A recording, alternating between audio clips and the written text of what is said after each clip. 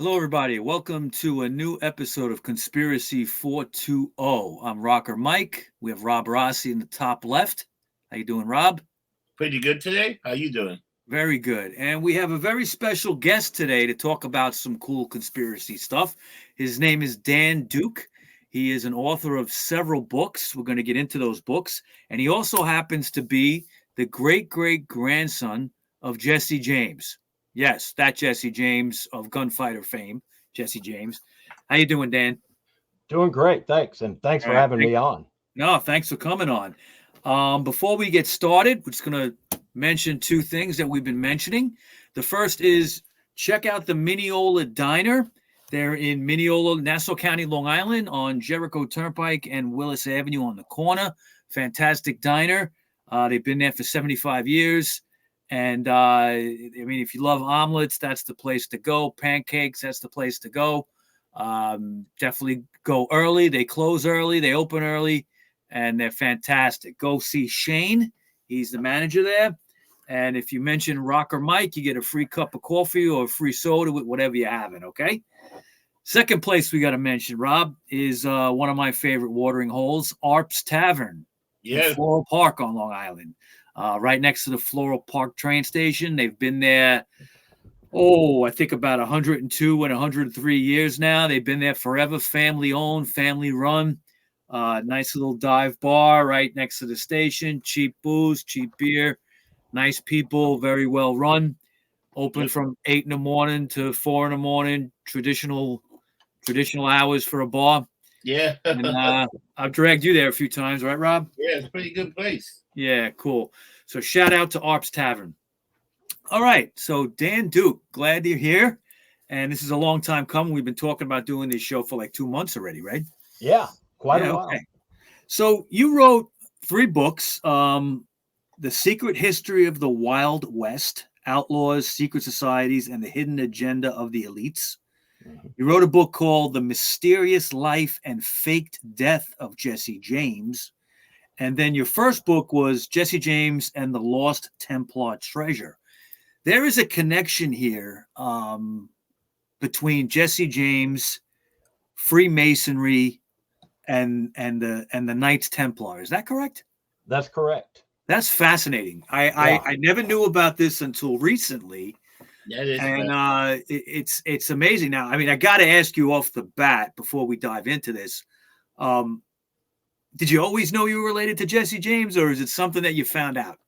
We knew when we'd hear it as children at family get-togethers and stuff, but mom really didn't say much about it until after we were out of high school. Just, we grew up in a small town, Texas, and we're already, we're wild enough as it was. And that's the last thing she wanted us thinking, is that we could go out and live up to a name like that. It's just asking for trouble. So I was in college when she came out with everything she knew. And at first I thought, well, wait a minute. I thought the same thing she did. She grew up hearing the same thing. Family get-togethers, all the old timers would say, Jesse didn't die like history said. He faked his death and came to Texas, and he was my mom's great grandfather. And mom was like, okay, there's no reason to doubt your family when they tell you things like that. But then you go to school, you see movies. Every movie about Jesse James has Bob and Charlie Ford shoot him in the back of the head in 1882. End of story. Right. And that's how it ends. Yeah. And like all Robin Hood type stories, they always end with a traitor. There's always a traitor, and it makes a great story.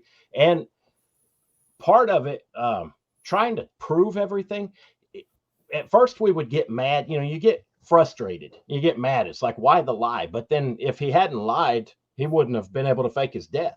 And a lot of people don't realize that he'd tried to fake his death several years earlier in 1879. Basically the same thing. Fellow gang member, that time it was George Shepard, shot him in the back of the head while they were out at the time it was Indian territory. Now it's Oklahoma. But anyway, they're riding through Indian territory, and they claimed that they'd had an argument. George shot Jesse in the back of the head because he wanted the reward. He rode to the nearest town, told the sheriff he was expecting to claim the reward, but they needed a body. So the posse goes out looking. They never found a body. And a couple of weeks later, George's story just fell through. Everything fell through. Jesse was sighted in another town, and nobody believed it. If you had to have a body. Right. Couple of years later, 1882, Jesse had a fellow gang member and his first cousin. His name was Wood Height. Well, Wood Height bore a strong resemblance to Jesse. They were first cousins, same family, and nobody really knew what Jesse looked like to begin with, other than his family, friends, and fellow gang members, which were basically his family and friends. So even the Pinkertons, who were supposed to be the cream of the crop, best detectives there were, they had no idea what Jesse truly looked like. And I feel like I'm getting ahead of myself in a way. Jesse started out in the Civil War. He was 14 years old, fought in the Civil War with Quantrell's guerrillas. And in the Civil War with the guerrilla warfare is where they learned their tactics that made them so successful as bank and train robbers. Now he fought for the Confederacy, right? That's right. And Okay.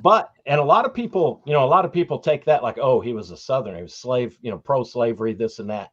I don't get into the politics of it. And I don't think, from everything we've learned, they didn't care so much about the politics of it. It was more, Jesse was on his farm. He's 14 years old. The Civil War was just underway. The fighting had started 10 years earlier in Missouri and Kansas, with redlegs from Kansas attacking people in Missouri, and in Missouri attacking them back and forth. It was basically guerrilla warfare. He was from Liberty, Missouri originally, right? From Kearney, Missouri, which Kearney, is just a few miles north of Liberty. Right. So he's 14. He's plowing his field on his family farm. Some Union-backed guerrillas they called them redlegs or Jayhawkers from Kansas, rode onto the farm. They strapped Jesse to a plow and beat the hell out of him. Then they rode down to the family house. His mother, who was pregnant at the time, got roughed up. Accounts vary on what happened to her. Some say they pushed her around. Others say they strapped her to a tree and horsewhipped her. But they hung his stepfather, who was Dr. Reuben Samuel, and they hung him, didn't kill him, but gave him permanent brain damage. So I can see why you're 14 years old. You're in a wild area anyway. You've got kind of a rough upbringing.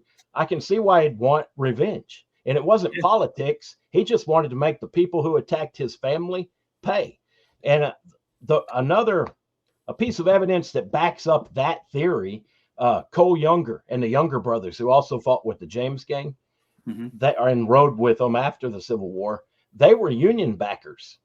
But Union-backed guerrillas attacked their father and murdered him and robbed him.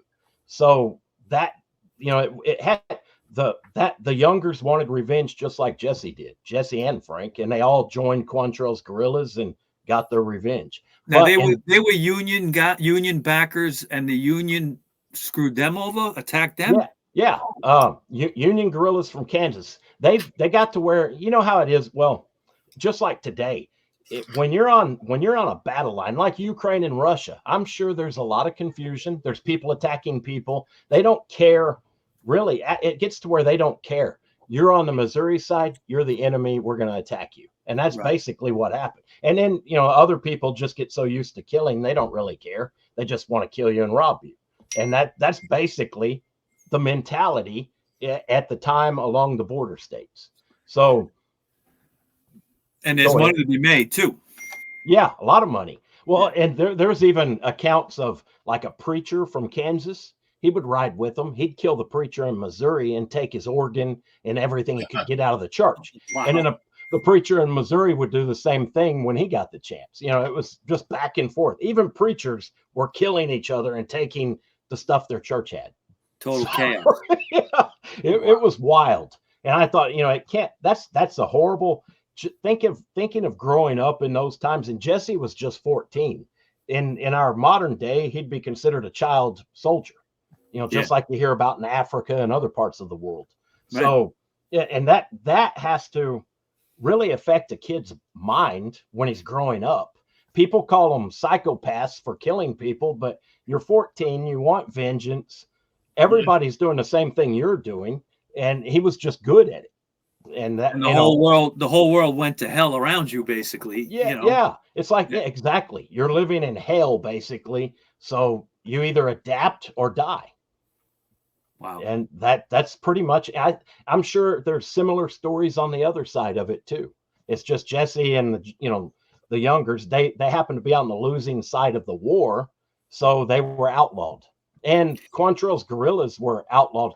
Like after the Civil War, regular Confederate forces were granted amnesty, but not Quantrill's guerrillas, which included Jesse and the youngers. So they were out. If you've ever seen the movie The Outlaw Josie Wales, yes, it's a lot like that. They were hunted down, and if they turned themselves in, they were hung or shot in a firing squad.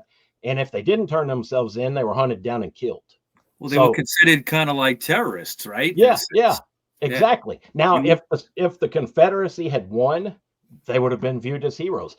The same people who were doing the same thing on the other side, the Kansas Jayhawkers, were looked at as patriots, great patriots and heroes. And you mentioned the Redlegs, right?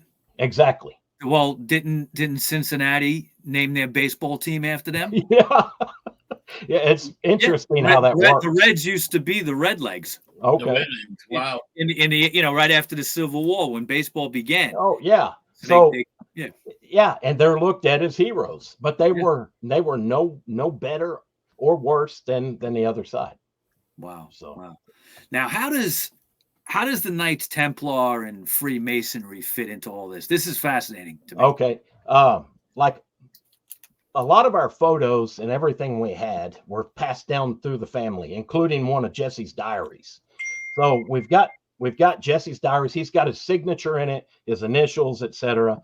But along with that came a treasure map that passed down through the family after he passed away. And one of my great aunts passed it on to my mother. She had it, but we never could figure out the treasure map. It wasn't like a typical treasure map you see on the movies, like 40 paces from the old oak tree, X marks the spot. This was just some strange symbols and geometric designs with written. It was half code. Some of the code was very easy to figure out, and the other half of the code was really complicated. And there's no topographical landmarks or anything. But we'd heard the legends of all the treasures he'd buried around his farm in Blevins, Texas. And, who wouldn't want to find that? So we were trying to figure it out. People gave up. I never gave up. I kept going. And then I found out about a group called the Knights of the Golden Circle. And they were a kind of like the Secret Service or a spy agency for the Confederacy during the Civil War. After the Civil War, they were claimed to have they changed their goal from winning the war. That was a lost cause. So they changed their goal to gaining as much wealth and treasure as they could to refund a second Civil War. And that always reminded me of, rival football teams. Everybody always wants a rematch on the losing side. So they wanted a rematch. That's the story of the Knights of the Golden Circle. And a lot of that has been debunked. There's a lot of conspiracy theories around that. People claim Jesse was in the inner circle. Albert Pike was in the inner circle of the KGC, Knights of the Golden Circle. And there's no proof. I have yet to see any proof. It's just people expecting you to trust their word on this, and there's no proof. So I thought, well, they're also a secret society. So if they're that secretive, it's going to be hard to find proof. I don't discount it, but I also don't believe it until I have the proof. I feel like I'm going down wild rabbit holes around the side of this. You want to hear something crazy? That second Civil War was something that was real. That's why, like the OK Corral and everybody moving over the place. They were talking funding for a second Civil War. You're right. A lot of them wanted that. Yeah, they wanted that.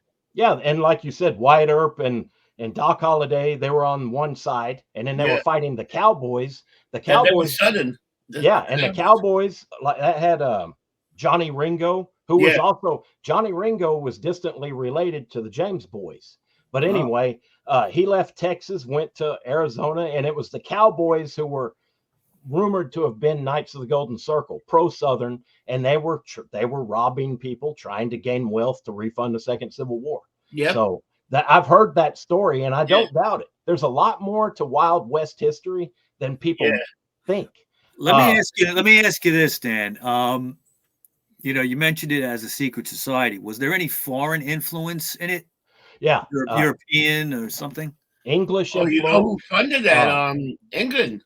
Yeah, England was a major ally to the Confederacy because of the cotton trade. Yeah. And they probably, that people say because of the cotton trade, I also think it was also, you know, just 100 years earlier, they'd lost the war, and I'm sure that always ate at them. Who, you know, it was their old enemy. They probably viewed us not as an enemy, but in ways, yes. So, you know, they saw a chance to possibly regain some control, and who best to side with than the South.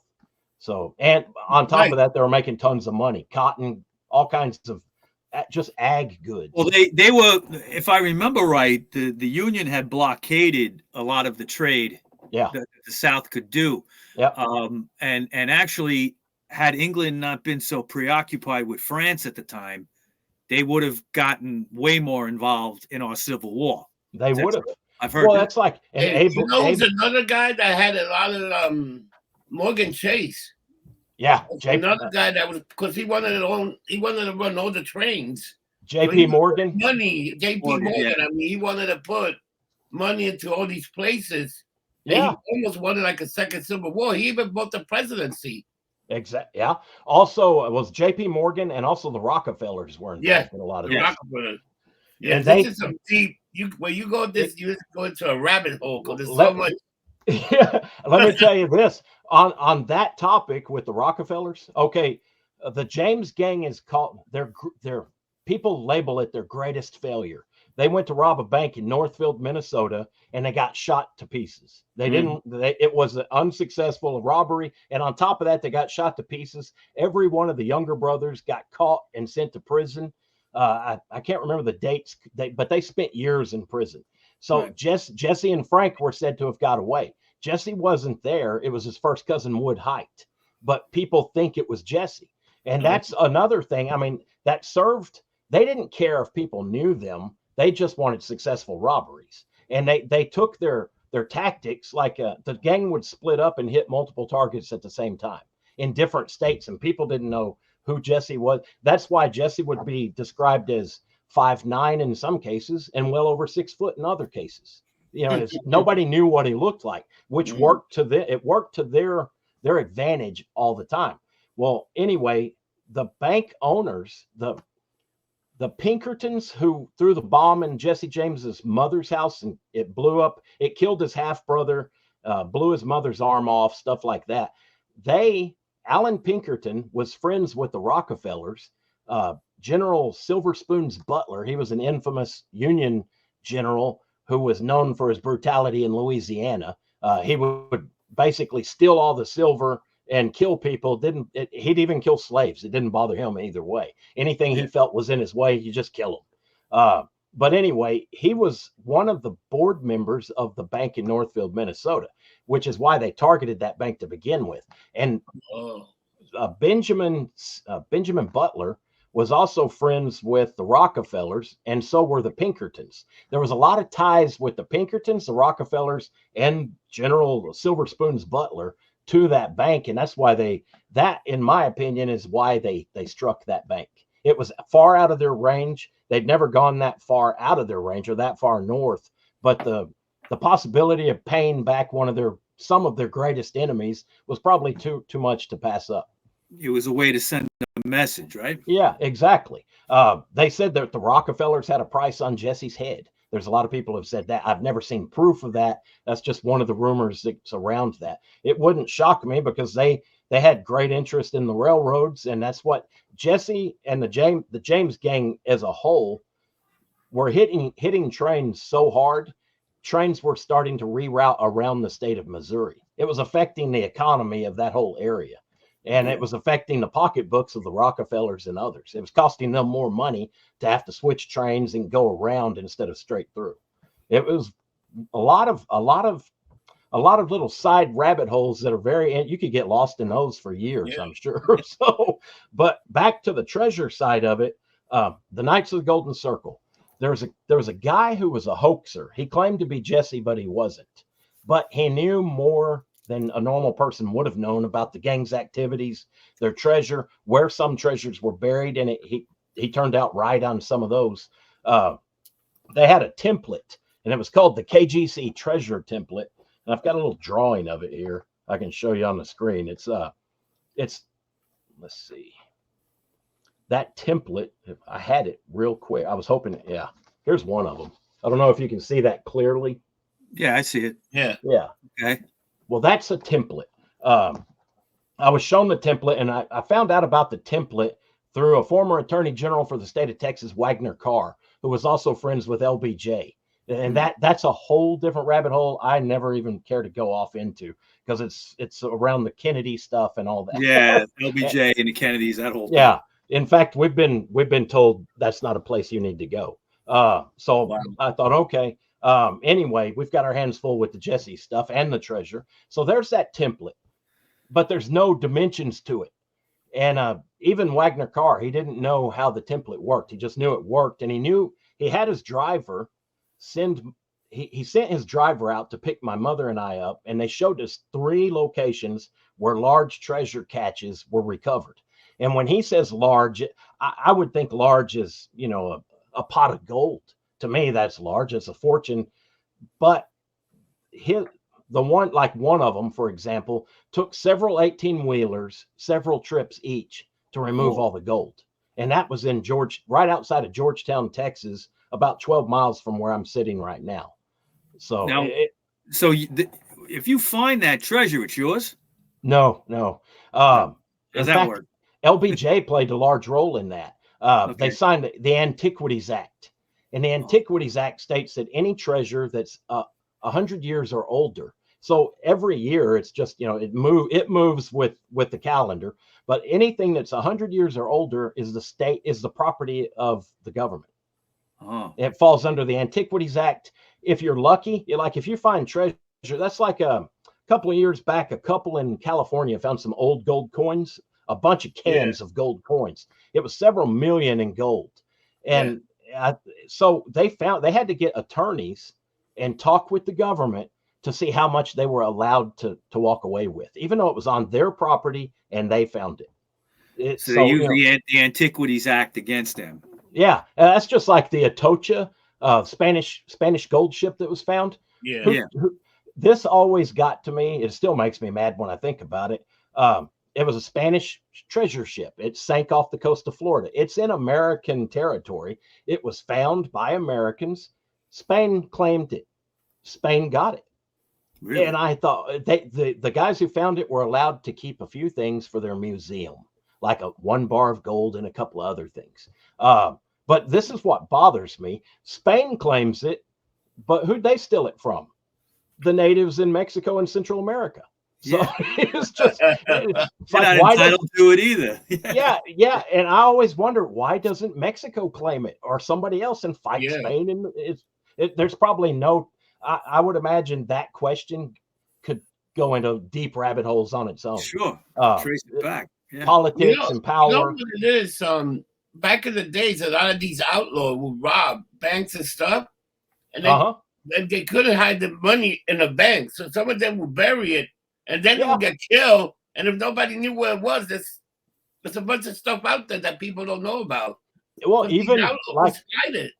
Yeah, well, even like my grandmother, she used to tell us about fence post safes. You could buy a safe on Sears Roebuck catalog. You hook it to the bottom of your fence post and plant the post, and where it's at. Nobody knows. It could be the 7th post from your house, whatever. But people would do that because after the Great Depression, nobody trusted banks. After a run on banks, they didn't turn their gold in like they were told to. They were told that, to confiscate it. So they kept their gold, their silver, put them in a fence post safe, and planted them, somewhere around their property. And it's just because people didn't trust banks. So, and it's common. And then after those people die, it's just like you said. If they didn't tell anybody, it's just sitting there, and there's no telling how much of that's out across the country. It's got to be a lot. Got to be a lot. Yeah. So after Wagner Carr, the attorney general, told us showed us the treasure spots. There was another man who contacted us. He was a 32nd degree Scottish Rite Freemason, and he grew up when he was a young boy. Jesse was an old man, and he knew Jesse. He lived on a farm not far, like a couple of miles down the road from Jesse, and he would walk by. Jesse would call him up. He said it always embarrassed him because Jesse was he died at 97. George knew him when he was in his late 80s, early 90s. And Jesse's much younger wife was always sitting on his lap. And I remember George always said that made him blush. It embarrassed him. He wasn't used to a woman sitting on a man's lap and flirting, you know. But anyway, Jesse would call him up. They'd have lemonade. George claimed that before he was like 14 when he lied about his age and joined the World War II. George said that he was around 11 or 12 years old. Jesse swore him to an oath and hired him to help him move 680 bars of gold about 20 miles from his house out near present-day Lake Belton. So he said he went with Jesse. They loaded up the gold. He said it was all in Jesse's barn. And right off the bat, 680 bars of gold is more gold, a lot more gold than the gang ever stole in their entire career. I mean, you could add up all the robberies. It wouldn't even come close to that. So where'd he get all that gold?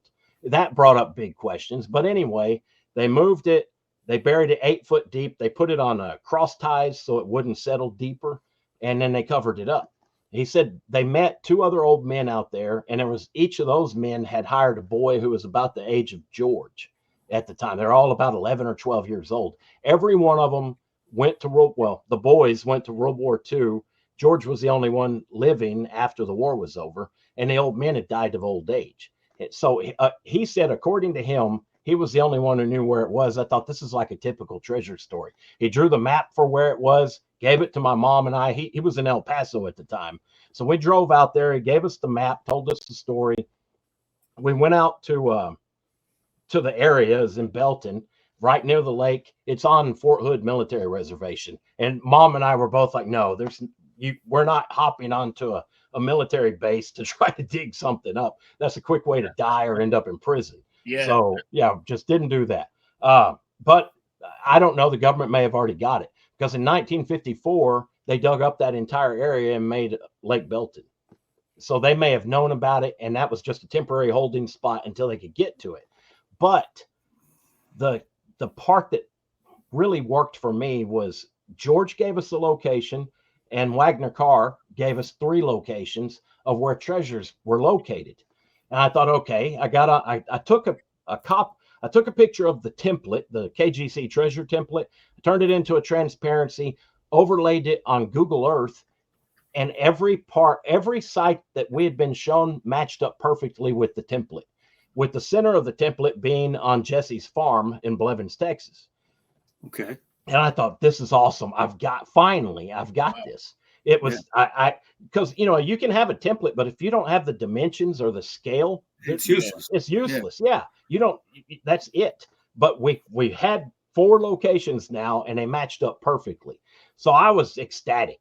And then there's a lot of stories between this, but I'll try to keep it short. I took that and expanded on it.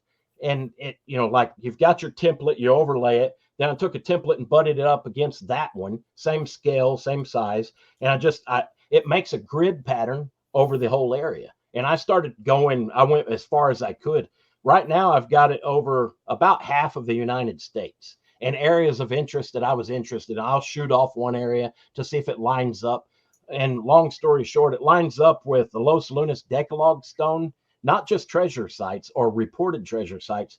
It lines up with sites of kind of like esoteric mystery, historical mysteries. Yeah. The Los Lunas Decalogue Stone is a stone in New Mexico covered with ancient, like Paleo Hebrew writing. And like how'd that get there? Yeah. And when pioneers were said to have asked the natives, who did this, they said it was there when they got there, as long as they can remember. So it's weird that the template would line up with that. And I kept going further. Scott Wolter and his Hooked X story and, the Kensington Rune Stone, it lines up with that area. It also lines up with the Newport Tower in Newport, Rhode Island, where it said that I've heard two main theories on that. One is that John Dee built it, and another is that the Templar built it. Later on in my research, whether John Dee or the Templar built it, they were all part of the same organization. So, and that's where I go from the treasures. They line up with these mysterious sites. It lines up with places in Williamsburg, Virginia, Victoria Peak, New Mexico, where in the late 30s, a guy named Doc Noss was allegedly found over $1 billion in gold and treasures. Some of it dating back to like some of it had coins that went to like medieval Europe, dated back to the 1500s and earlier. Tiaras, crowns, rubies, jeweled swords, strange stuff. It's almost like the Disneyland picture, the way they portray a buried hidden treasure. That's what Doc Noss stumbled onto. And people tried to brush that off and say, oh, the Indian chief Victorio, the Apache, he buried all that. He killed all these settlers and put all this treasure in there. And I thought, how many settlers were riding around across the Wild West with diamond encrusted tiaras and sword? That doesn't make sense. And over $1 billion in gold, that doesn't make sense either. None of those pioneers had that much money, not even close to it. So combined. So now, do you think that maybe, obviously it's coming from the old world, okay? These Freemasons or Knights Templar, so they're looking to hide their treasures in this new world. Yeah, and that ties in with the conquistadors. Spain, Templar were involved with that. Christopher Columbus was a Knight of Christ, were rumored to be, but his father-in-law was definitely a Knight of Christ, which tied back into it was just a new name of the Templars. After the Pope exactly excommunicated them. Bad guys. Yeah, exactly. Yeah. So I thought, okay, I've got this. This is really strange that it's lining up with areas that are of historical mysteries, not just treasure. It dealt with all kinds of stuff. History, mysteries, the Los Lunas Decalogue Stone, the Newport Tower, the giant treasure that was found, and that was mentioned even in the Watergate hearings, Victoria Peak, New Mexico, and the treasure there. There's a quick mention, and I've got that in my book. I cite the source, but it was mentioned by the Attorney General for the state of Mexico and also in the Watergate hearings. And I thought if it was mentioned then, it has legs. That story's got legs. Let me ask you this, Dan. Did anything line up with the location in the Grand Canyon? Where around where the alleged Egyptian mummies and stuff and artifacts were found. Yeah, the Kincaid Cave. Yes, Kincaid. Yeah. It lines up with that area too. In fact, there was another guy. He had a podcast. I haven't heard from him in ages. His name's Jared, and I don't remember his last name. But he was real interested in that. And I said, well, if you're going down there, and he said he was. He went to the Grand Canyon. He said he was using a drone. I said, look in this area. And I never heard back from him. So, well, you can't. I know that. I mean, we looked into it too. We've done shows about it a few years back. I think that the government, you can't even get in that area. Yeah. You're gonna fly. Maybe you could fly a drone in. Hopefully, nobody sees it. Yeah. But like the places, they have Egyptian names. All names, like Shiva temple. It's got names that tie in with Hindu religion, right. Egyptian, a lot of different religious names around that whole spot. And it's that alone is like a dead giveaway. There's something there. Why would they give all these names to it? And it also ties in with the Freemasons very strongly. So Jesse James was not a Freemason? He was. He was a Freemason.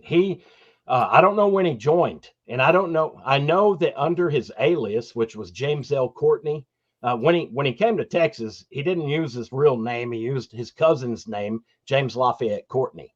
Right. And when you track his cousin, it's like he just disappears into history. It's like I found when he got married to his wife, and then the trail ends. You think he died? I don't know. But then again, that was also the 1800s. So he could have just taken off. I mean, we didn't have all the IDs and numbers and this and that. You just went where you wanted. You could disappear. Yeah, he could have. There were no family letters from him. There's a lot of other evidence on the Jesse side of it, but on the treasure side of it, I thought, okay, why these dimensions? And that got me into areas I'd never dreamed of getting into. I mean, it went from looking, I thought, okay, he was Jesse James. If he buried a treasure before George's story and Wagner Carr's stories, I thought at most it'd be maybe a saddlebag of silver or a little gold, and that'd be it. That I would have been ecstatic just to have something that he had or stole. But it starts tying in with Freemasonry and all this stuff, the template, all the gold, the historical mysteries, and it went from what the hell was he? Why would an Old West outlaw have anything to do with this stuff? And it got me from Old West to all of a sudden I had to, a crash course in Kabbalah, Jewish, it's Jewish, occult, and Christian Kabbalah from the Middle Ages. And I thought, okay, this is strange, but everything led to that road. It led to Freemasonry. It led to Kabbalah, the different forms of Kabbalah, and other Middle Eastern beliefs and esoteric traditions. And I thought this it sounds crazy, but this is where the story is leading. And I thought, okay, who's involved? I'm real good at genealogy. Well, what about the genealogy of this organization is what it appeared to be. So I started going down, tying Jesse. Jesse met Albert Pike. Albert Pike was a Confederate brigadier general, and he was in the Indian Territory, Oklahoma. Jesse and Quantrill's guerrillas, there's documented cases of those Albert Pike's brigade and the Quantrill's guerrillas camping in the same camp. In fact, to appease Albert, some of the guerrillas gave him some silver-plated revolvers and, things like that. So there was a contact there. I don't know if that's when Jesse became a Mason or if it was after. There's no proof on that. I haven't found any proof. So I'm trying not to get lost on where I was. So it's like doing a family tree for an organization. In Jesse's book, for example, or his diary, for example, he mentions like one of the robberies they went on, him and of course, according to the cover story was his brother-in-law ran away and they went to go look for him. A grown man ran away and they went to go look for him. It just didn't make sense. He was a single man on top of that. So he takes off. They go look for him. Everywhere he mentions in the diary, there was a robbery attributed to the James gang at the same time, same date, same location. Well, he spent the night at a man's house named Gervais Fontenot. And I thought, okay, I've got to research this guy. Who was he? So Gervais Fontenot, I find out, was a retired U.S. Marshal. Why would Jesse James have anything to do with the U.S. Marshal? That didn't make sense. Well, there was later I found out there's a lot of, back in the Old West, you'd have a guy who was rustling cattle one day and the next day he was a town sheriff. Or Texas Rangers. You can read the history of the Texas Rangers. They were basically outlaws. And it was back and forth, whatever. They were trying to make money and survive, and that's what they did. So anyway, he meets Gervais, stays the night there, found out Gervais was the nephew of Jean Lafitte, the pirate. And I thought, oh my God, this is weird. And I started researching Jean Lafitte more. Were there Masonic connections? Because everybody else involved in that story were either Masons or connected to him. Jean Lafitte, I found on the Scottish Rite website for Louisiana, on their website, they state Jean Lafitte during the Battle of 1812, before the battle, he met with Andrew Jackson. And Battle of New Orleans, you're talking. Yes, Battle of New Orleans. And they had Masonic communications. You can't have Masonic communications unless both parties are Masons. So that tied in another branch of this same organization. It goes, long story short, it goes beyond Jesse. It involves other outlaws in the Old West, and it goes far beyond that to pirates who were known. A lot of the Templar were known to have become pirates after they were excommunicated. But it ties in with people like Jean Lafitte, founding fathers, I traced it back to Sir Francis Bacon. And I thought, this is wild. But Sir Francis Bacon is also known as the modern day, or the father of modern day Freemasonry, and he was a Rosicrucian as well. Okay. And I thought, okay, this satisfies me. I found the guy who started all this. That's the end of the tree. And for about 3 days, I was satisfied. And I got to thinking, well, could it go deeper? who was his mentor. Found out his mentor was John Dee, Sir John Dee, who was an alchemist, a magician, a Rosicrucian, some say. He was mixed up in all this esoteric knowledge, and he's the guy who taught Bacon. So I keep tracing it back. It goes back through alchemists, Jewish rabbis. Christopher Columbus was a part of the same organization. His stepfather or his father-in-law was. It goes all the way back to a rabbi known as Rashi, who was the favored court guest of Hugh de Champagne, one of the main founders of the Knights Templar. And I thought, okay, I put all this in my book. I talked about the treasures, the template, the meanings behind the dimensions. They've got esoteric meanings, gematria, all this stuff. And I thought, okay, I got a literary agent. I got lucky, and she signed me on. She got the book published. And I told my sister, I said, people are going to think I'm batshit crazy. You know, I mean, it just sounds too wild to believe. And I said, if I had gone back in the past and told myself what, everything I'd just written in the book, I would have thought I'd gone crazy and worried about my future self, but the publisher contacted the current Grand Master of the Knight Templar, Timothy Hogan. Yeah. And he wrote a glowing endorsement for my book, talking about how I'd cracked part of the code dealing with the treasures from the temple in Jerusalem. And that was the best endorsement I could ever had. Yeah. It helped in my mind. I thought, okay, I wasn't crazy. I wrote the facts as I'd found them, the interviews, all the evidence I could come up with. It made a great story, and then to have it verified by the current Grand Master just made my day. Sure. That's incredible research. Yeah. Wow. Yeah. Well, thanks. Then on top of that, Jesse didn't die like history said. And he faked his death. People find that hard to believe sometimes. Some people. We've got more evidence, and our late mother completely debunked everything traditional history based their story on. Just to repeat ourselves. I know you mentioned it before, but what's the official death? How did he die? Okay, they said in 1882, Jesse was living under the alias of Thomas Howard in St. Joseph, Missouri. Right. It was April 1882. He'd had a price on his head. The Governor Crittenden of Missouri had put a price on his head. Governor Crittenden, by the way, was a cousin of Jesse's. That just, it sounds, but it ties in later. But anyway, he had a price on his head. Bob and Charlie Ford were cowardly, backstabbing fellow gang members because, as I'd mentioned earlier, Northfield, Minnesota was when most of the gang got wiped out. All the younger brothers are now in prison, shot up. Only Frank and Jesse were said to have escaped. So Jesse's rebuilding, according to traditional history, Jesse's rebuilding his gang. He's desperate for gang members. He gets these two local boys, Bob and Charlie Ford. They want the reward. They think they'll be heroes, so they shoot him in the back of the head. End of story. That was it. That's the official story. But what did you find? Well, our late mother found most of this. Her name's Betty Dorset Duke. She wrote 3 books about it too. I've also got that and more information that my sister and I had found. Jesse was in Texas. Wood Height, his first cousin, was in Missouri. They weren't in St. Joseph when it happened. Wood Height was married to his first cousin, his and Jesse's first cousin, Z Mims. That was her name. So Wood Height and Z Mims had 2 kids.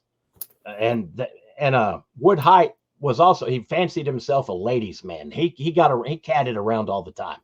Bob and Charlie Ford's sister, who was also a widow, Martha Bolton, Wood liked her. So Wood goes down, he was always going to Martha Bolton's house and sleeping with her.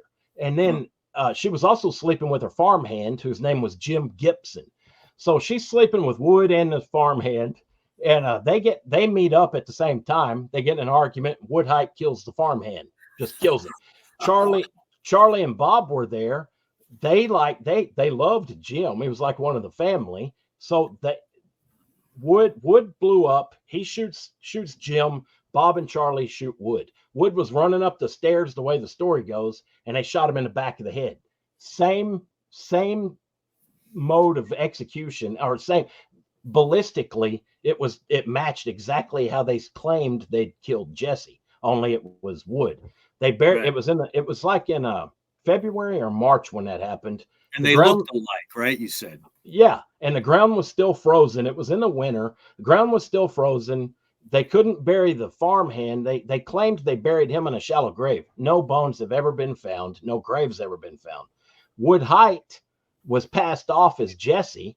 The photos match Wood Height. There's one photo that we know of that is Wood Height, and the death photo matches Wood Height. The injuries that they claimed Jesse had that matched didn't. The death photo shows severe trauma to his right wrist and hand. There was no mention of any trauma. Something had happened, like he'd been in a fight or something. And it just adds up to the Wood Height story and his fight with Jim Gibson, where he ended up just shooting him. What was that? The Coroner's Inquisition.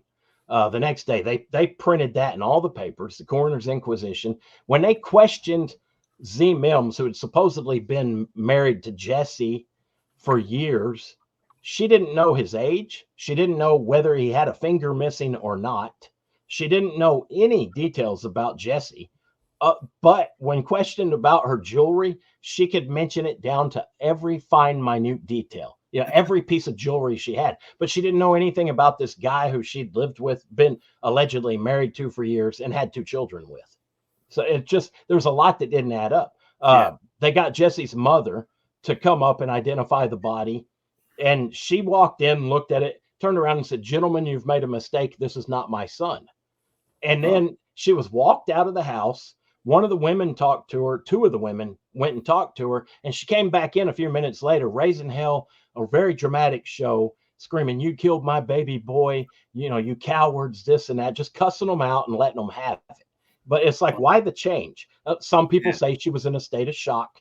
That could be explained. But with all the other inconsistencies around that, not just that, according to the way they allegedly killed Jesse, he's in the room. He gets up on a chair to dust off they call it a sampler, those little crocheted things that says "Home Sweet Home." He gets up, he takes off, a very paranoid, seasoned outlaw, takes off his guns, turns his back on 2 guys he doesn't know that well. He gets on a chair. He's dusting off the sampler. Bob had a .44 revolver and extends his arm, which puts the gun approximately 4 feet from the back of Jesse's head, and blows his brains out. There was no exit wound. No exit wound at all. With a .44, that would go in and out. Yeah, exactly. And a ballistics expert from New Mexico a few years back, about 20 years ago, she hit it. She'd studied it as much as she could. She said ballistically that couldn't have happened.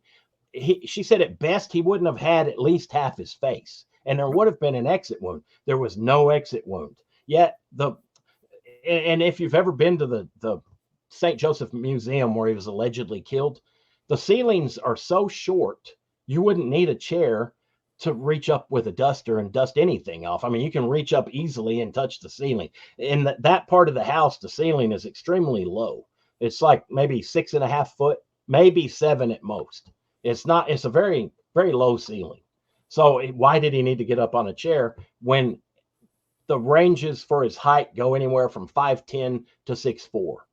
So even if you were 5'10", you wouldn't need to get on a chair to dust that. It just keeps going. In 1995, the James Farman Museum hired a lawyer to do the exhumation. They didn't get a forensic expert. They hired a lawyer, James E. Stars, from Georgetown University. His hobby was forensics. He wasn't an expert.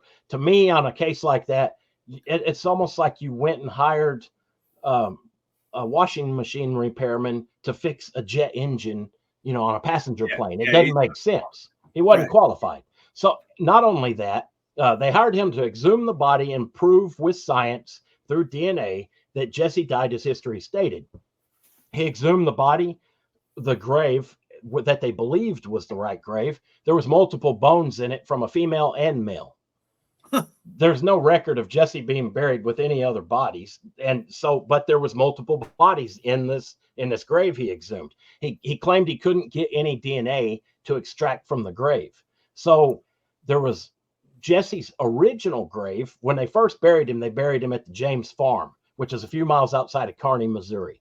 They buried him there, and in 1909 was when he was exhumed allegedly, and reburied at Kearney, Missouri. So there was the curator of the James Farman Museum back in the 70s, 1978. He did his own amateur exhumation. Well, not an exhumation. He just dug up parts of the yard, and he found bones, dog bones, hog bones, other animal bones, and a couple of human teeth. And he put them in a Tupperware jar or Tupperware bowl and kept them and passed them around to his friends, gave some out as souvenirs. And that is where they got the DNA. There's no chain of evidence, no strict chain of custody. It was just he dug up some animal and a couple of teeth, and that was that. That could have been teeth from anybody. Yeah, and then they claimed they had to test the body or the DNA. They tested for mitochondrial DNA. They claimed they couldn't exhume Zerelda's grave and test her DNA because Missouri law stated that you had to die under mysterious circumstances or some kind of crime in order to exhume you. There is no such law. That was an outright lie. And that lie was made by a law professor who headed the whole thing. I thought, why is he lying? We checked with attorneys at the University of Texas. They showed us all the books. They went over it. We contacted a lawyer in Missouri. There is no such law. So right there, right off the bat, he's lying. That doesn't look good at all. So they test the DNA that from this tooth that the guy found and kept in a Tupperware bowl.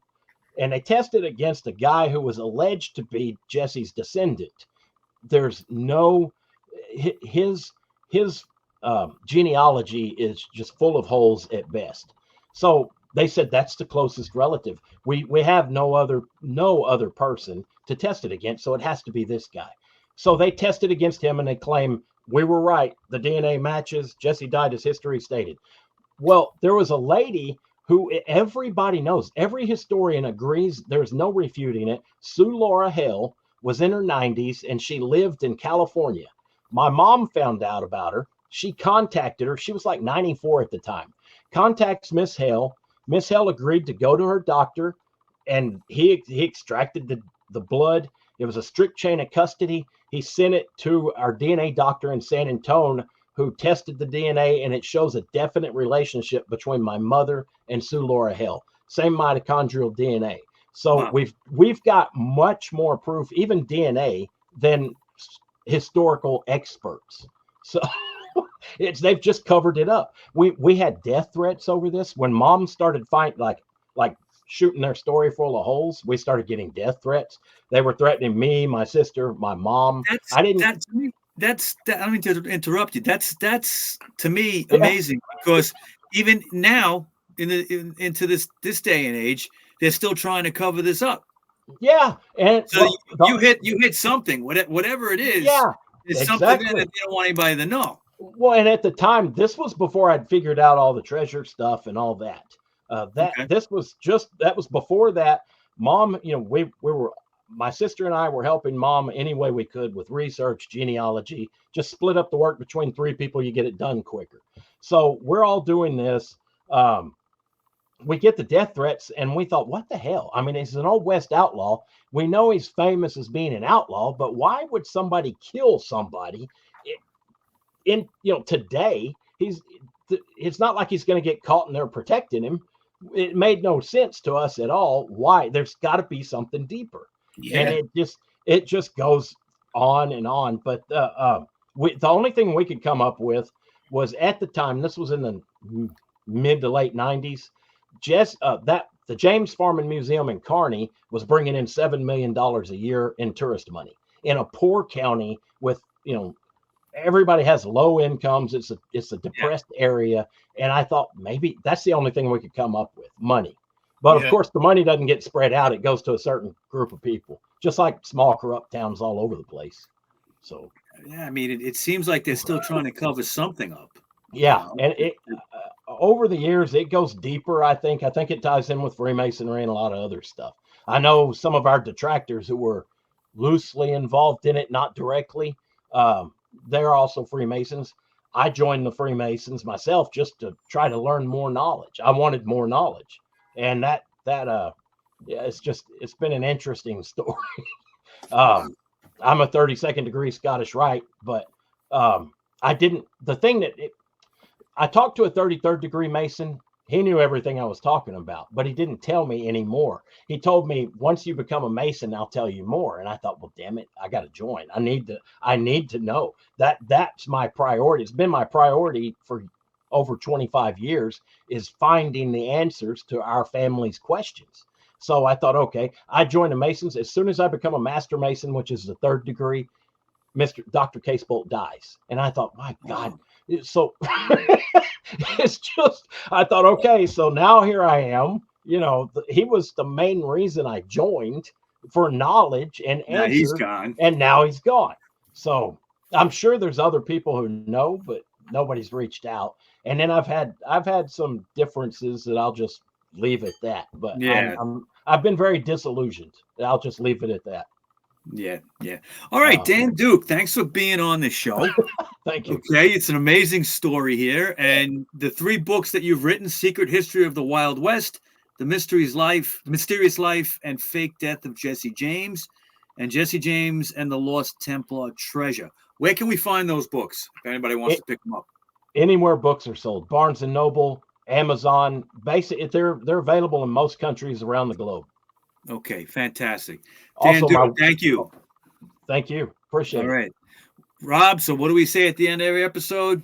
We don't get drunk. We get lumped up. So we see you next time, people. Take care, people.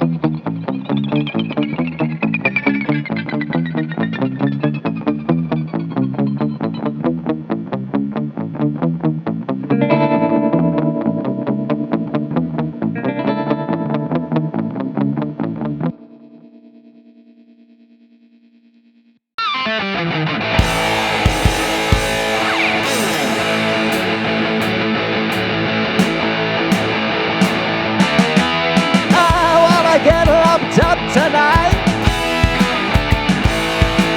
listen to Rob Rossi and RockerMike on the only podcast that I'll hear. Hello, everybody. Welcome to The Rock Show. This is episode 205. And we have a very special show today. We're going to be talking about a genre that we haven't really touched on yet too much. We might have mentioned it here and there, but very, very interesting, kind of out there genre. And that's called krautrock. Okay. Krautrock obviously would be German. Okay. And we're going to be talking about two bands that were pioneers in this scene, which pretty much started in the 60s.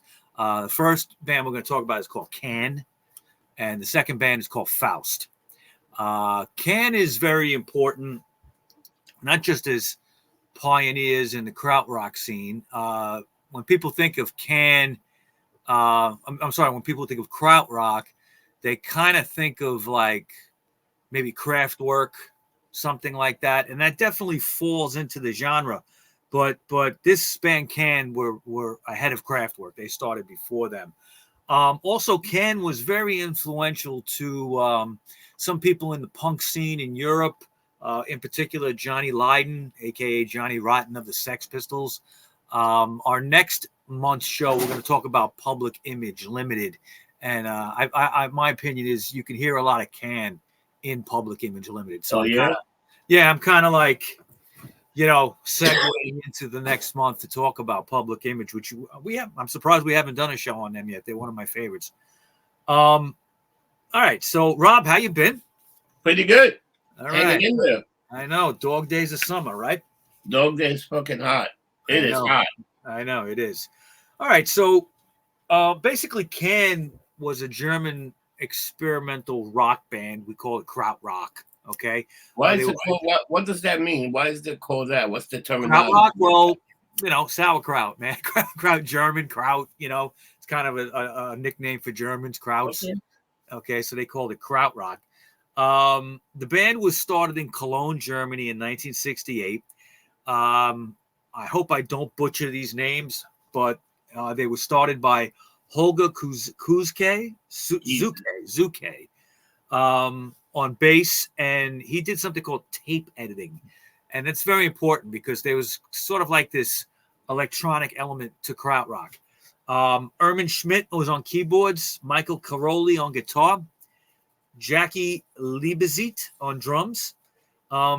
They've featured several vocalists over the years. There was an American. His name was Malcolm Mooney. He was from 68 to 70. And then there was a Japanese guy named Damo Suzuki, who was in the band from 70 to 73. And again, Can is basically considered one of the main pioneers of German krautrock. All the members of the band came from very avant-garde backgrounds, a lot of jazz influence and things like that. But the band actually, as a sound, they blended psychedelic music, funk, okay, and a little bit of electronic stuff. 1971 was that. Yeah, you just showed it there for a second. Tago Mago, that one right there.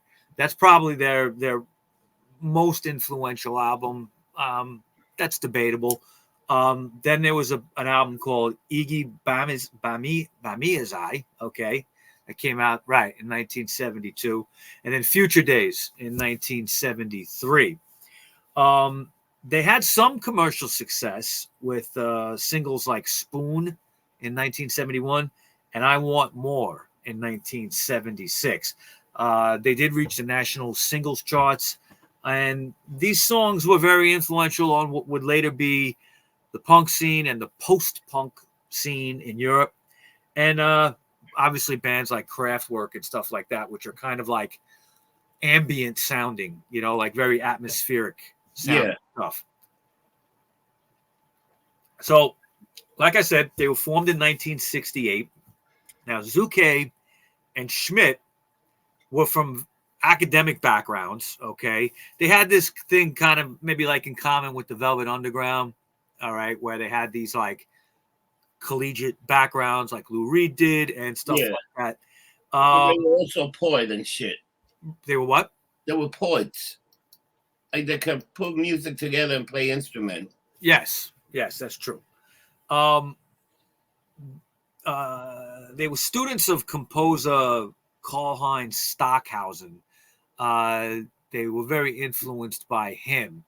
I don't know much about Stockhausen, to be honest with you. I think he was just a kind of a person that was doing very experimental music at a time when people weren't really doing that in the 50s.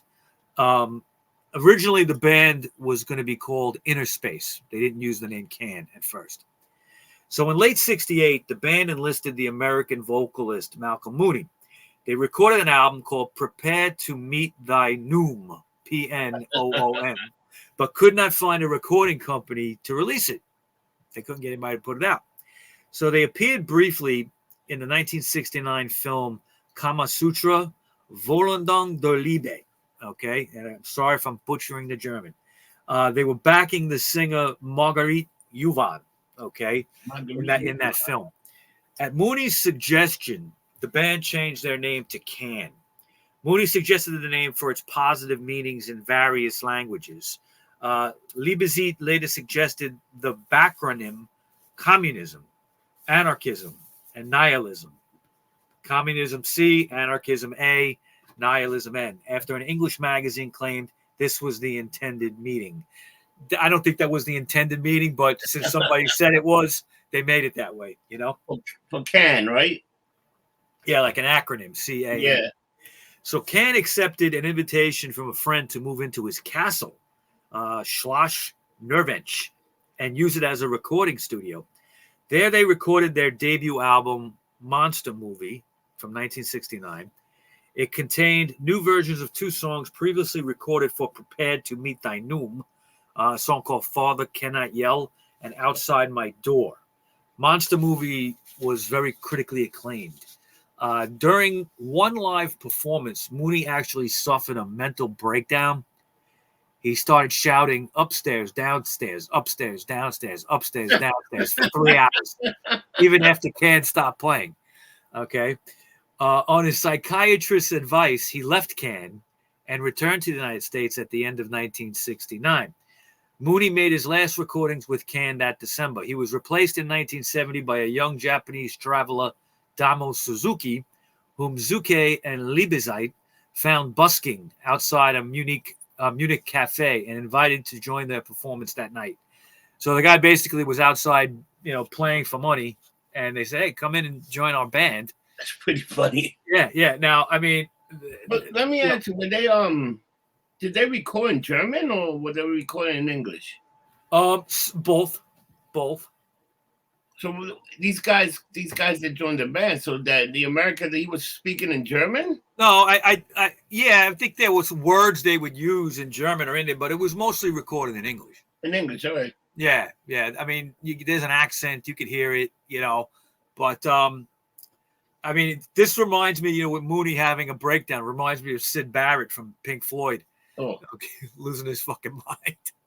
I got a feeling there was some LSD involved with that breakdown. I don't know. I'm just saying. It's just a bad trip. Yeah, right. You're saying upstairs, downstairs for 3 hours. That's not a mental breakdown. That sounds like Joe Buck on a Sunday morning. Oh, shit. There you go. Naming names. Now, the next few years saw Can release their most acclaimed works.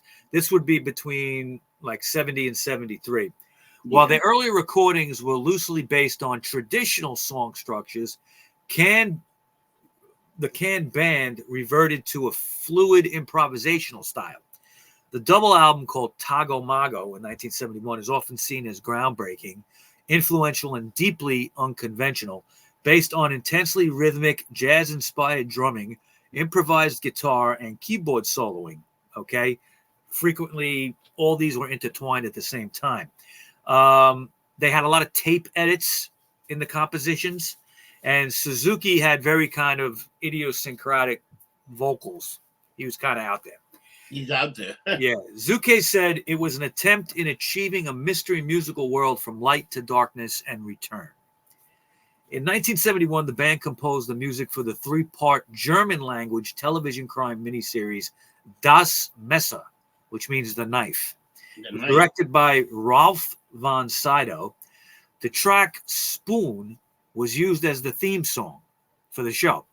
And it was released as a single and reached number 6 in the German singles charts. Yeah, I don't know if that's part of it. That's a different one. I think it could be this one. No. The song is called Spoon.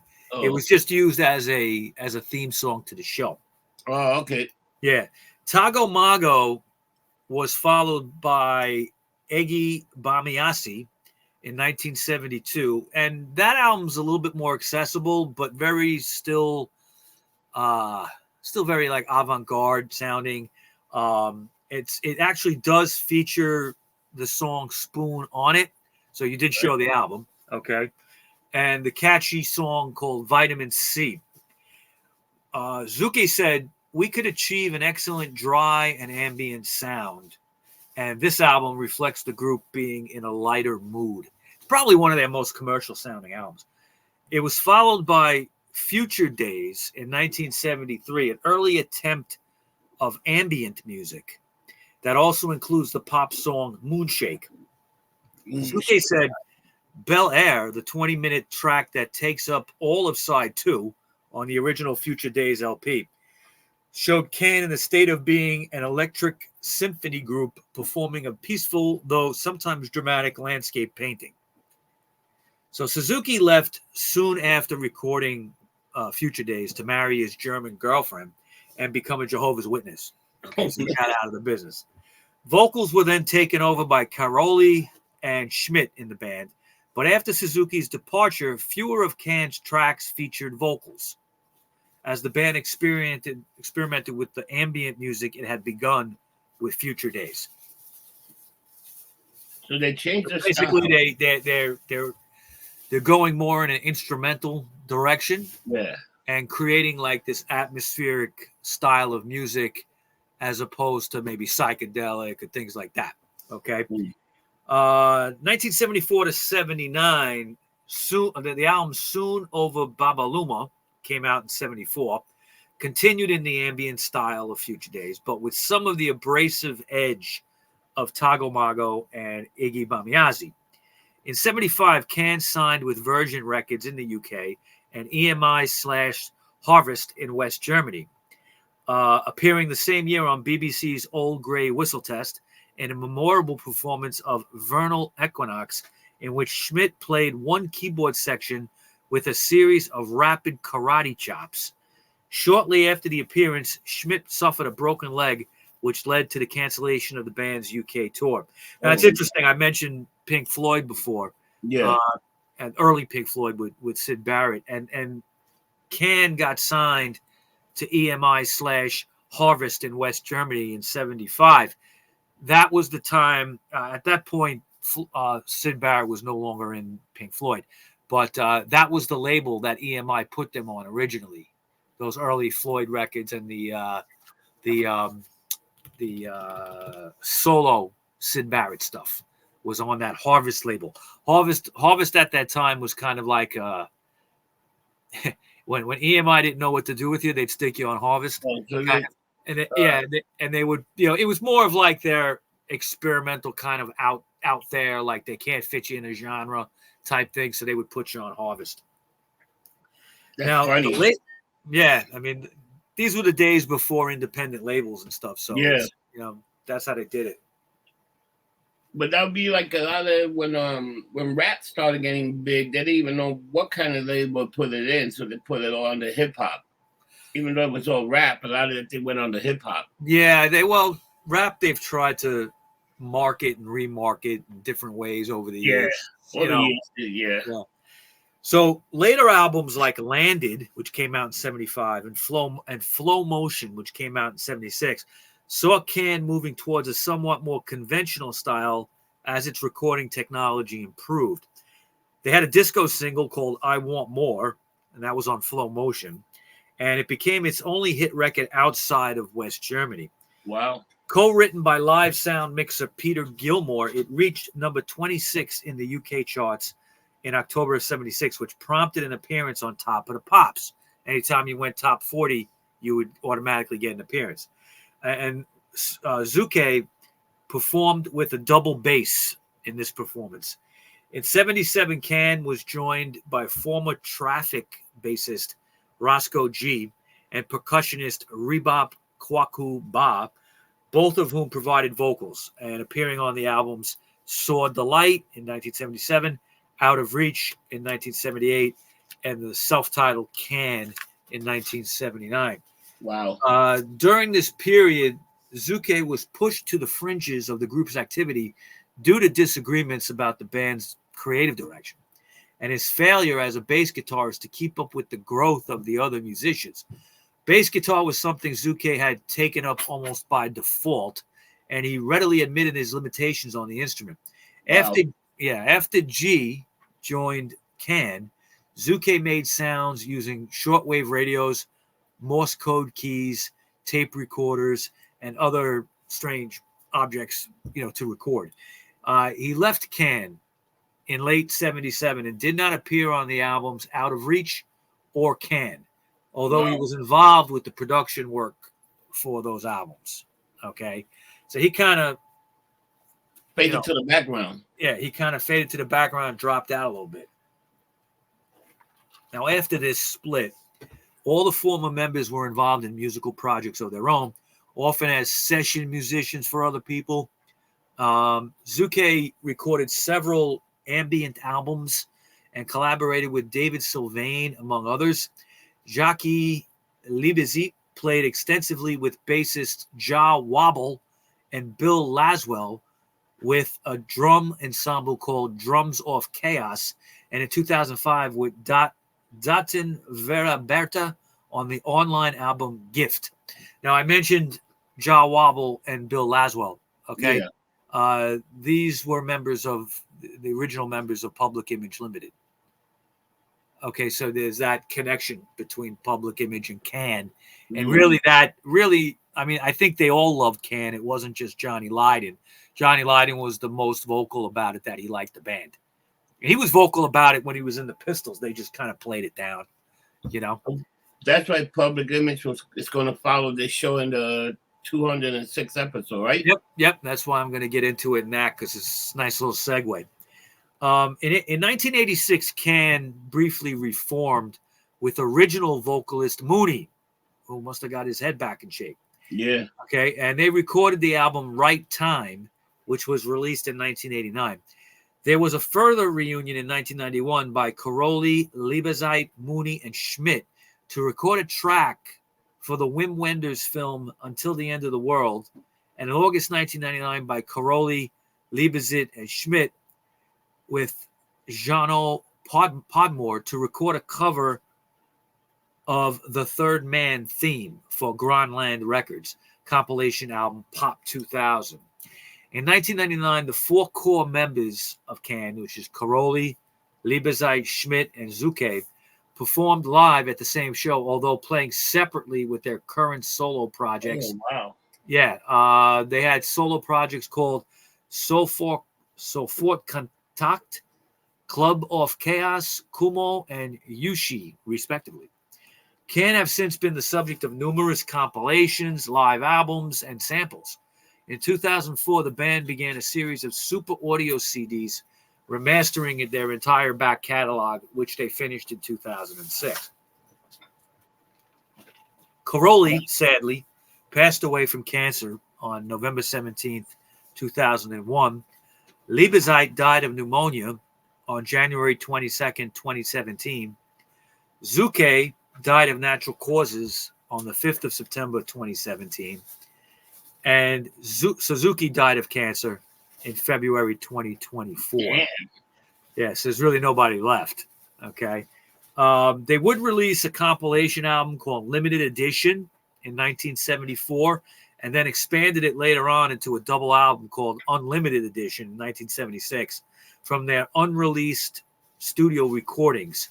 An album called Delay 1968, released later on in 1981, was a compilation of unreleased stuff from the 68-69 period. Cannibalism 2, a compilation album of album and single material, also included one unreleased song called Melting Away, which was from their time in the 1960s. In 1995, the Peel Sessions was released. Okay, they worked with John Peel, who we've talked about 100 times.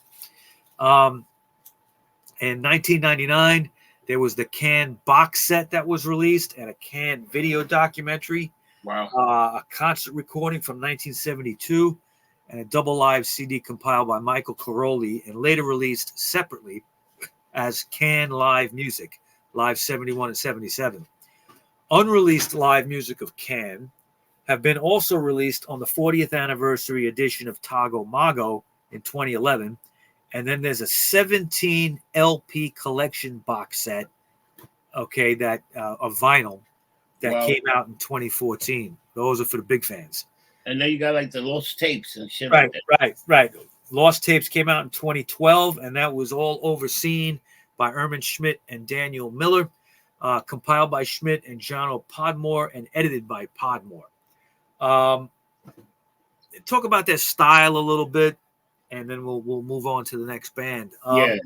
Can developed a repetitive rhythmic style with influences from everything from North African music, Stockhausen, who they were influenced by, and American minimalists like Steve Reich and Terry Riley. Suzuki and Schmidt were both pupils of Stockhausen, and Can inherited the grounding in his musical theory. Schmidt was trained as a classical pianist, while Caroli brought the influence of gypsy music through his esoteric studies. Gypsy music. Liebezeit had strong jazz leanings, and the band's sound was originally intended to be based on the sound of ethnic music. So when the band decided to pick up the garage rock sound, original member David Johnson left the band. Wow. This world music trend was later exemplified on albums such as Iggy Bamiazi. The name actually means Aegean Okra. Oh, I should say Aegean, excuse me, like the Aegean Sea. Aegean Okra, and that's in Turkish. That's a Turkish word.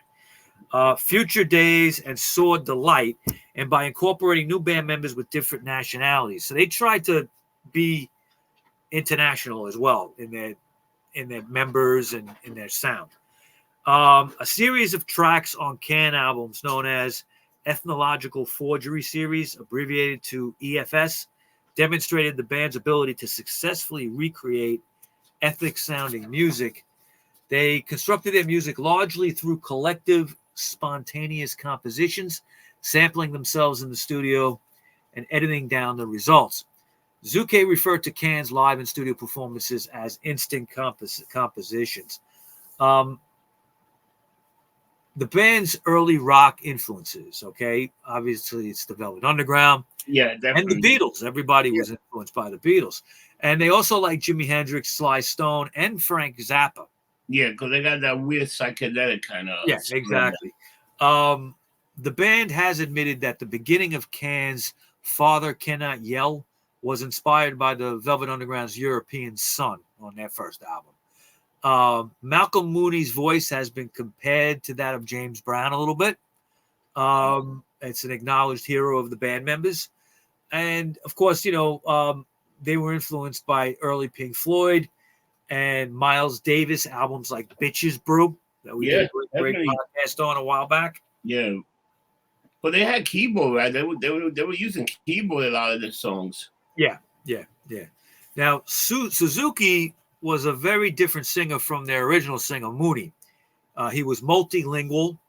Okay, he claimed to sing in the language of the Stone Age. That was one of the language that he claimed he sang in. And often inscrutable, okay, in his vocal style. With Suzuki, the band made their most critically and commercially successful albums.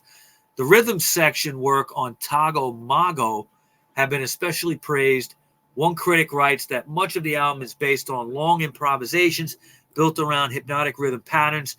Another writes that Hallelujah or Hallelujah finds them pounding out a monster trance funk beat. All right, so, you know, basically that to me, if you're a Can fan, which I am a moderate Can fan, I'm not hugely into them. They're kind of like a tough pill to take sometimes, but I do respect them for musicians that they are, and they were very influential, especially in more European bands.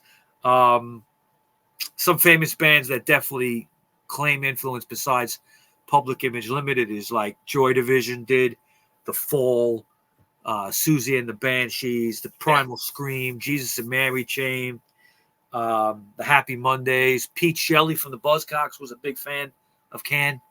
So, you know, they also influenced things that would be considered like trip hop or ethno techno and ambient music, bands that were in that kind of stuff.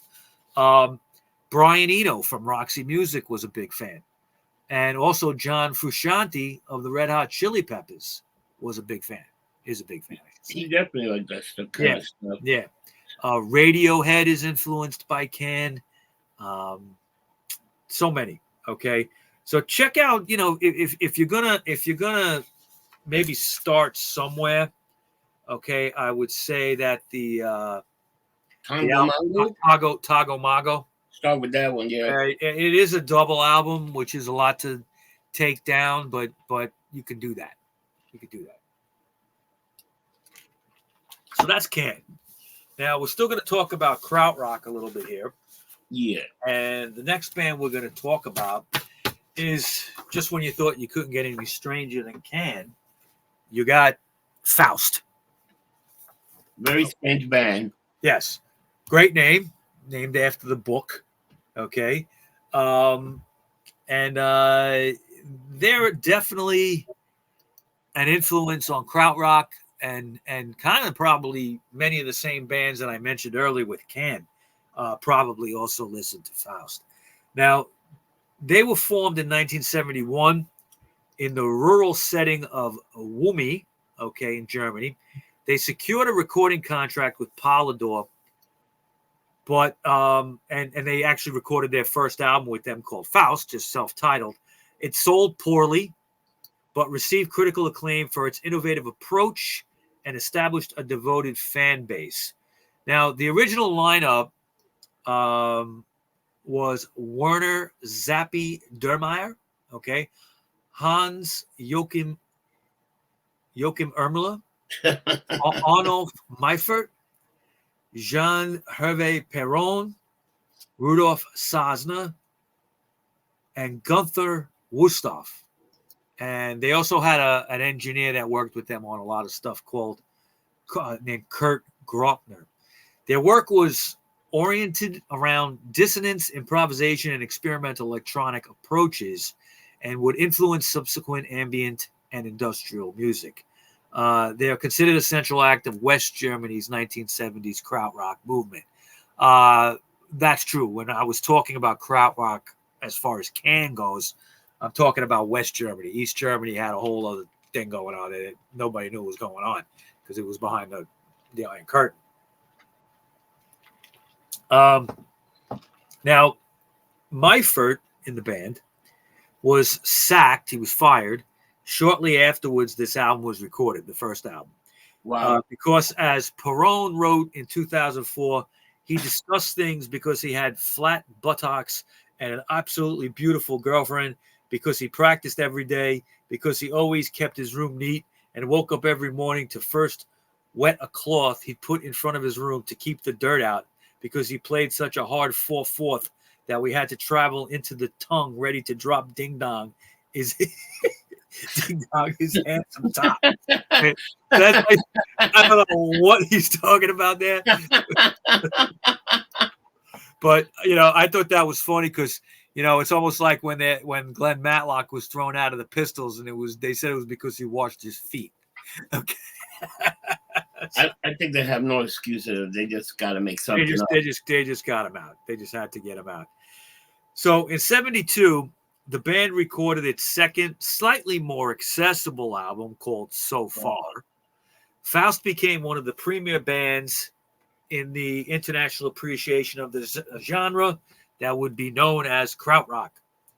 Faust became one of the first acts to sign to Richard Branson's Virgin Records, who embarked on a marketing campaign somewhat daring for its time, aimed at introducing Faust to British record buyers. The Faust Tapes was a cut and paste album Wow. which spliced together a large number of bits and pieces from their extensive collections of private recordings not originally intended for release. Virgin issued it at the then price of a single, Wow. which was 48 pence. Okay. The Faust tapes reportedly sold over 100,000 copies, but its low price tag rendered it ineligible for a chart placing. Okay. So what they were doing was trying to introduce Faust to the UK. They're signed to Virgin, and they put out an album for the price of a single. So they took out a full 12 song album for the price. Yeah, well, it was private recordings that were never meant to come out, and they just did this. Okay, but that's a good marketing move. You think about, I think it is. I think it is a good marketing move. I think they probably realized it to be, Because let's say if you told me, oh, you could buy 12 songs for the price of one single and whatever it is, and you know what, it's totally worth it. Right. Because most time a single is the song and then a B-side. Right. So after collaborating with Tony Conrad on the album Outside the Dream Syndicate, Faust recorded Faust 4, Roman numeral 4, at Virgin's studios in England. The band broke up in 1975 after Virgin rejected its fifth album. Some of these recordings later appeared on the Munich and Elsewhere album, but reissues of their recordings and various additional material through Chris Cutler's Recommended Records maintained a level of interest in the band. Now, Faust experimented with the presentation of their early records.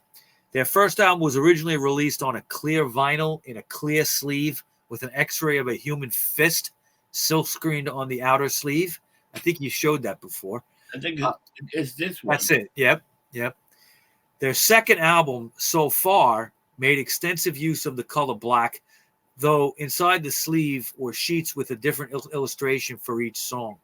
The Faust tapes had a visually unsettling op art cover design by Bridget Riley, while that for Faust 4 consisted of a series of blank music staves.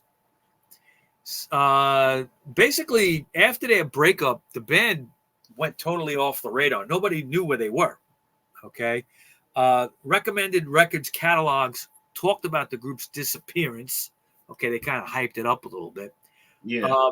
The official website lists 3 concerts during the 1980s that they did.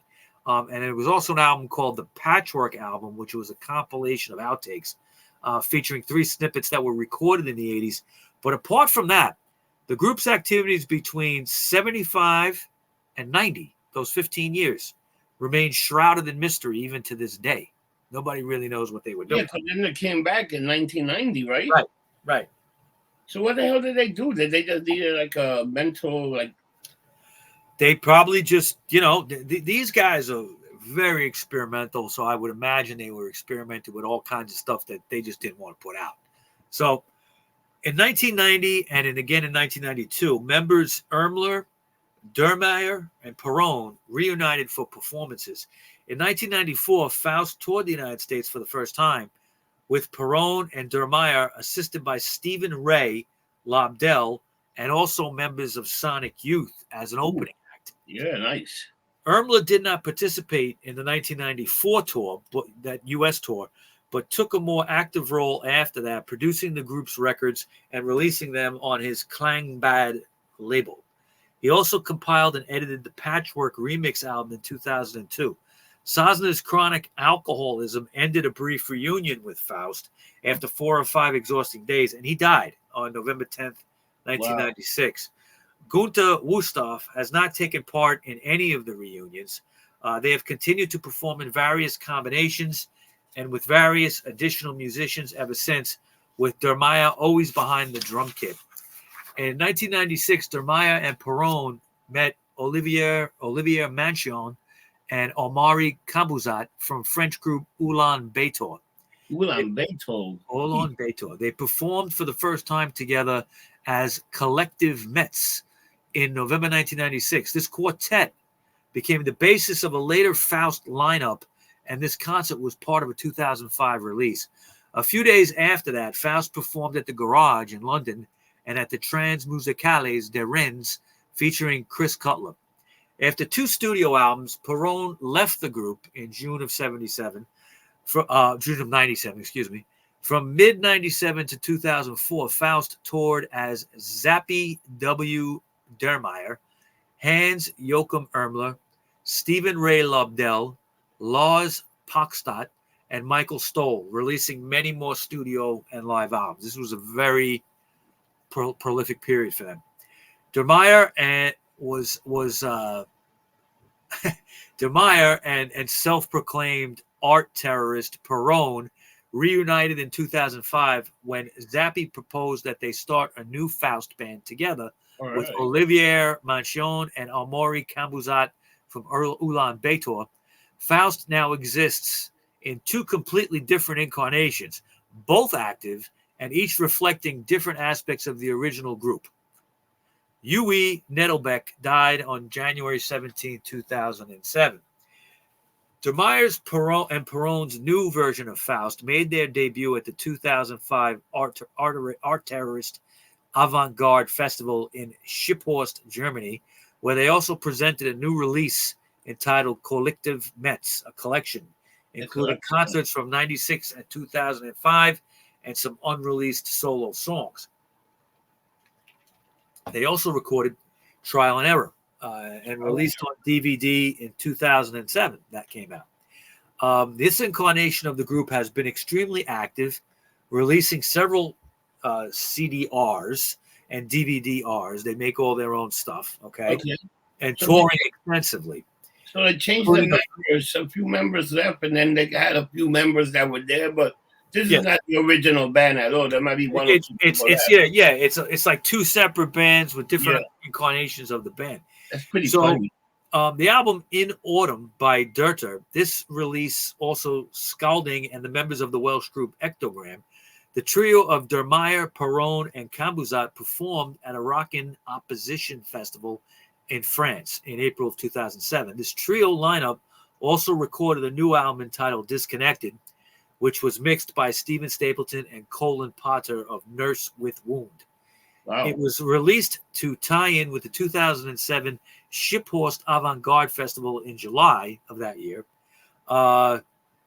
C'est comme complique, the second album from these sessions, was released in February 2009 on the Bureau B label. A 2009 BBC documentary on krautrock featured interview segments with Perrone and Dermeyer. In 2011, in collaboration with British artists Geraldine Swain and James Johnston, the duo recorded a new Faust studio album called Something Dirty.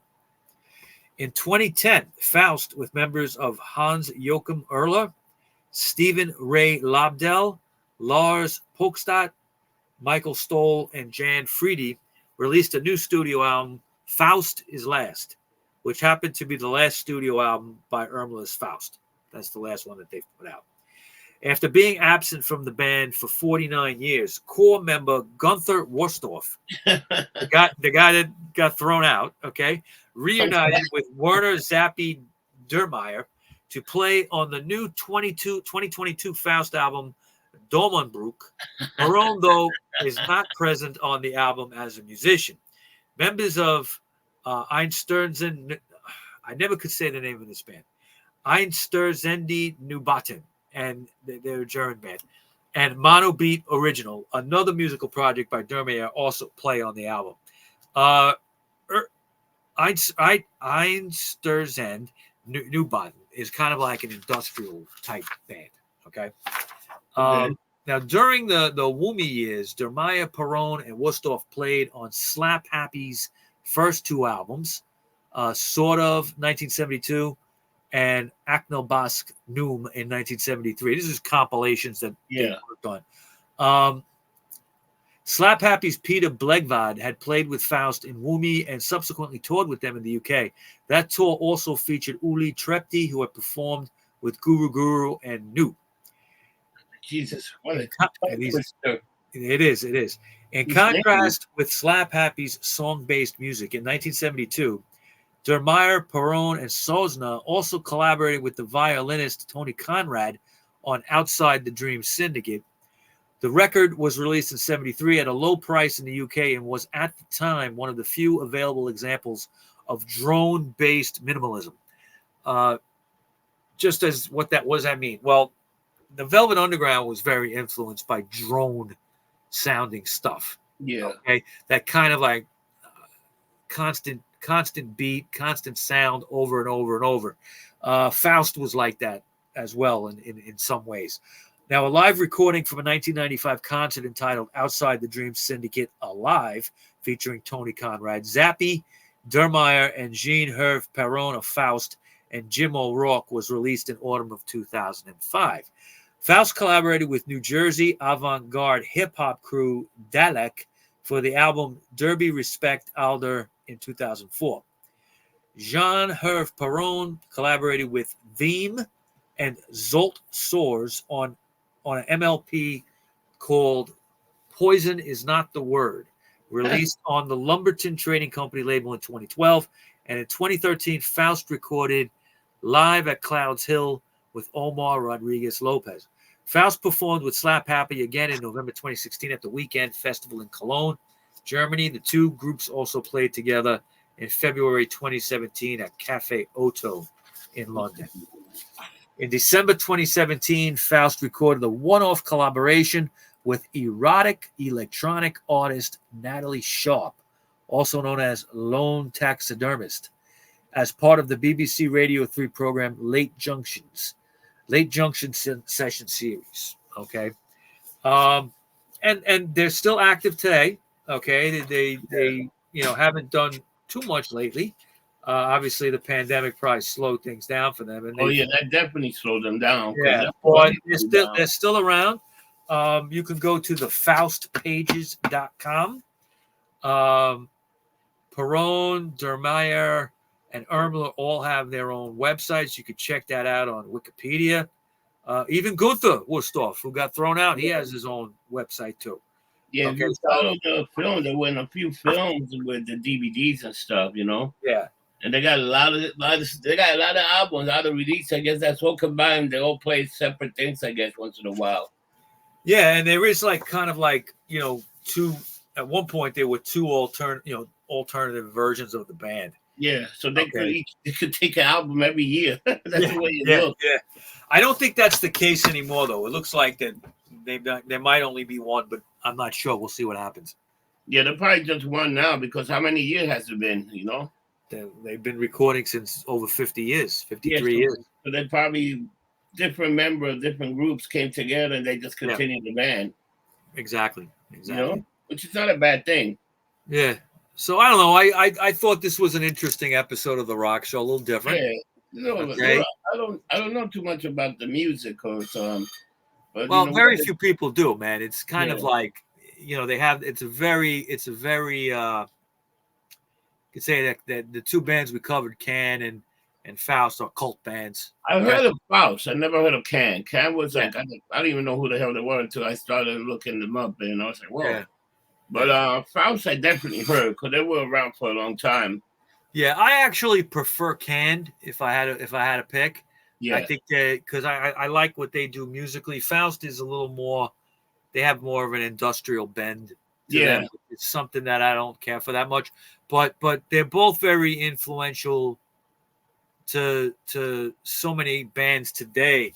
Let me see if there isn't really a legacy as far as Faust, but it has to be very similar. Anybody listening to krautrock knows Faust, without a doubt. Yeah, they probably do. Yeah.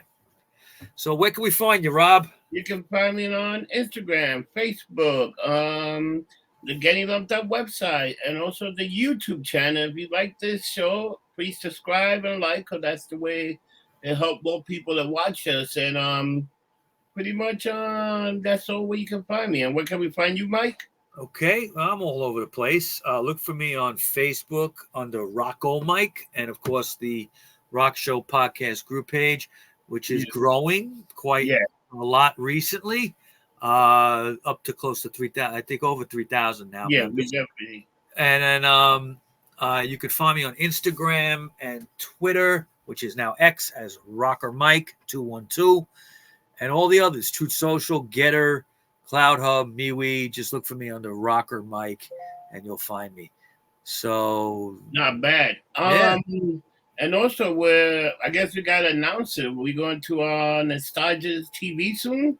Gnostic TV. Yeah. I'm hoping by the time this is up, which will be our August show, I'm hoping by then we'll have something up on gnostictv.com. It's GNOSTIC TV.com.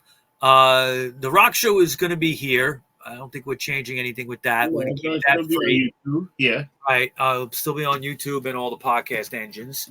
But our true crime series that we are just starting now, called The Truth Behind the Crime, will be on Gnostic, and there'll be other special shows, and the Conspiracy 420 show. Yeah, that's good. TV. We're going to bring that back in full force. We had to take that off of YouTube because we were having issues with censorship and stuff like that. Yeah, Gnostic TV is great. They will not censor, so there's no problems with getting banned and shadow banned. Shadow banned, yeah.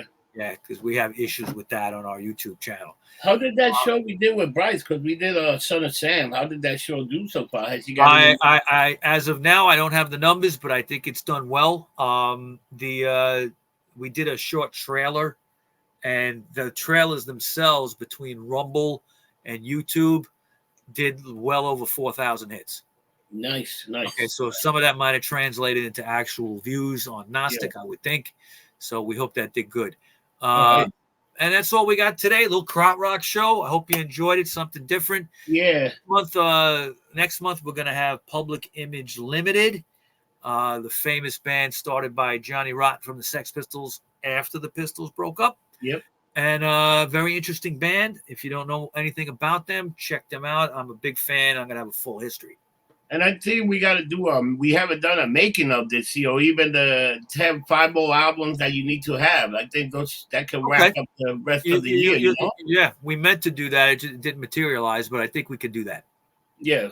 So we'll come up with some live albums and some making ofs. Yeah, maybe one more making of another iconic album, because those are always good shows.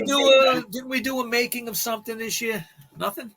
Yeah, we did the making of the Sex Pistol. Yes, Never Mind the Bollocks, right. Yeah, Never Mind the Bollocks. I think that was the only one. That's the only one, this year. So we're mostly it's good if we do 1 or 2 of those. I think for Black History, we should still keep with 2 shows, 2 artists. Yeah, we'll do that. Let's getting a little ahead of ourselves. We have to this whole Gnostic thing is we really got to jump into it. So but we're trying to bring you all good content, everybody. So we hope you enjoy it. We thank all the viewers out there for the 5.5 years of watching us, and our faces made for radio. So all right. So what do we say at the end of every show, Rob? We don't get drunk. We get lumped up. And we'll see you next time. Take care, people.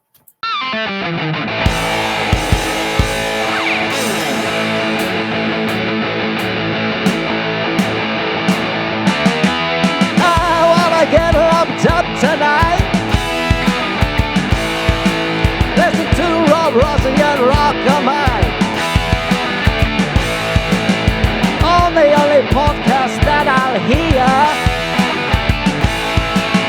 That won't make me wanna rip off my ear.